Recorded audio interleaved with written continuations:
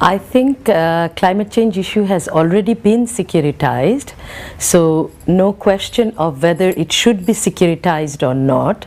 If you think the way this IPSS or Policy Institute or the sending countries, the way they are arguing about why climate change should be taken into consideration and why all these greater resource allocation should be done, and then general mode, it cannot be taken into consideration into mainstream administrative or policy decision. It has to be taken into emergency mode.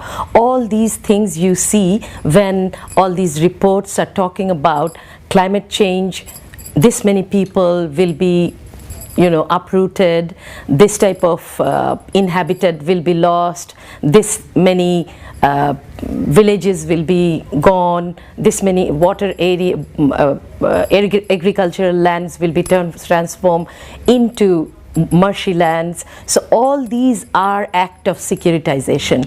All these are speech act which is taking place. But at the beginning, I would say sending countries as well as all these reports were securitizing in favor of helping those who will be uprooted, those who will be displaced.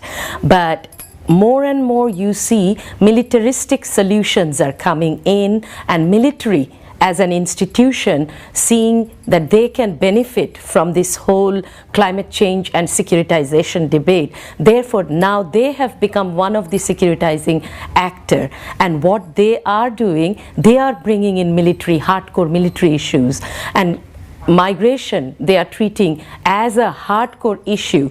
All along we treated migration as a soft issue in security discourse, but they would like to see it as a hardcore issue, and they would like to turn it towards the conflictual situation it may raise. But what we think, that those who are losing everything, that they are the migrant population. The whole securitizing act before was in favor of these people who will lose out in this process. Therefore, the whole resource allocation should be for making them capable to adapt with the climate change situation.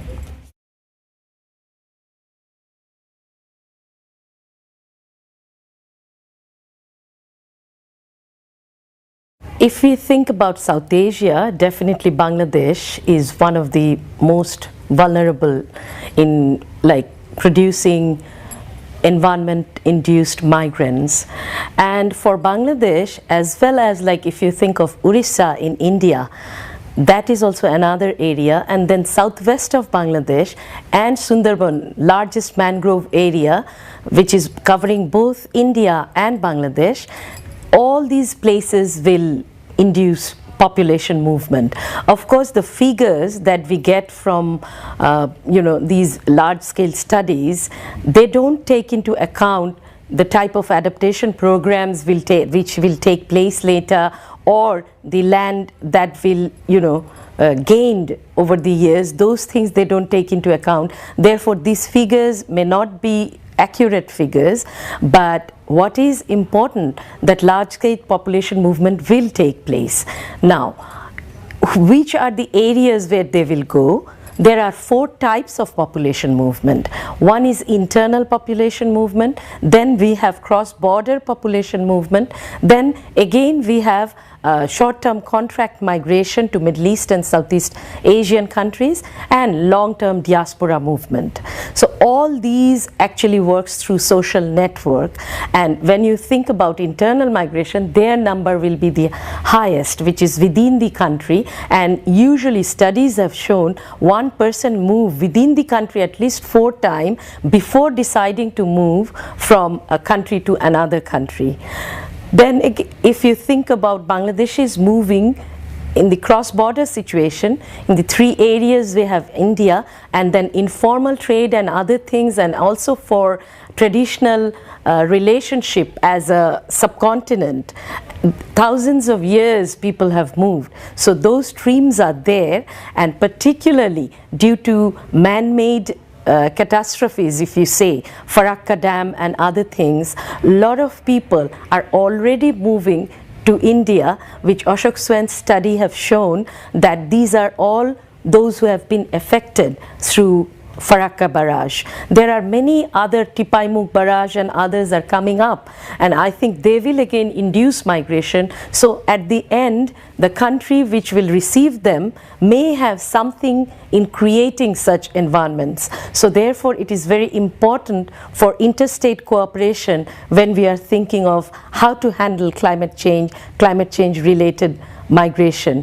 In the Southeast Asian context, I would say Vietnam is the place from where large-scale migration will take place, may take place, and then again internal migration will be much higher than international migration. Since there are international short-term contract migration that country is participating very well, so therefore it is expected their migration will increase in the Middle Eastern and Southeast Asian countries as labor migrant.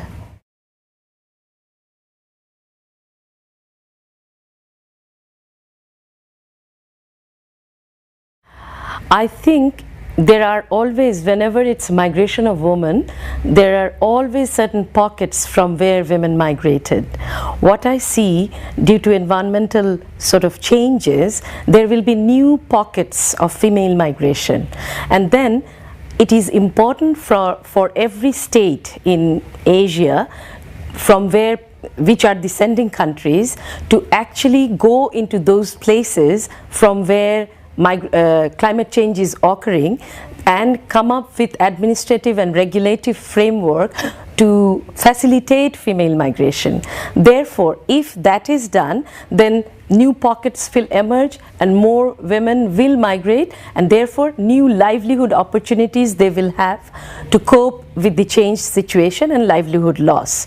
But if these countries still continue with their restrictive policies on female migration, then it will lead to more and more irregular population movement, in this case irregular women migrants, and this situation may lead to traffickers to entice migration from the environmentally hardcore areas.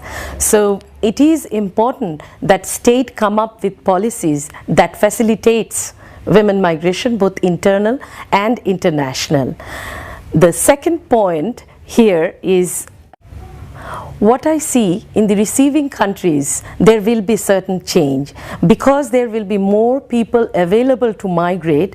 The wage and everything can go down, and also because women mostly work in the care industry, so it may very well happen, particularly the domestic workers may face worsening work condition because of the actual increase in number available to participate in the market.